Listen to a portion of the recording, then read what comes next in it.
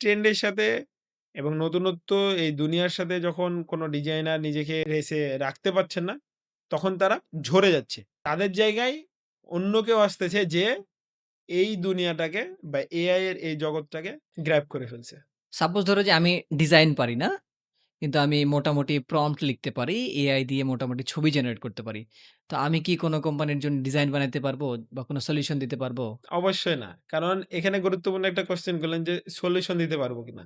আসলে graphic designer কখনো design করে ক্ষান্ত না।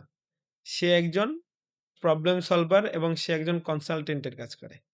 কারণ গ্রাফিক ডিজাইনে তো শুধু এমনটা না যে আপনি একটা প্রোডাক্ট বসাইলেন, প্রোডাক্টের নিচে একটা শ্যাডো দিলেন, আর তার সাথে সুন্দর একটা টাইপোগ্রাফি টেক্সট দিয়ে দিলেন। আর ব্যাকগ্রাউন্ডে একটা সুন্দর একটা কালার দিয়ে দিলেন। এটা কখনো কোনো ডিজাইন না। প্রতিটা ডিজাইনের পিছনে সাইকোলজিক্যাল বিষয় আছে। ইম্পোর্টেন্ট একটা বিষয় হচ্ছে আরেকটা, সেটা হচ্ছে যে ডিজাইনের প্রিন্সিপাল।